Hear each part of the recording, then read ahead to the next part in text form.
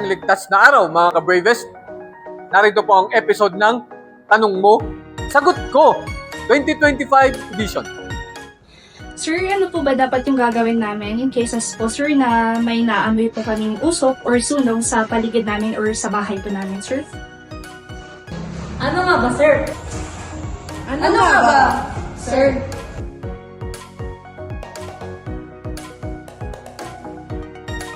Sa magandang katanungan mga binibini, maaari lamang ay sundin ang aming mga paalala.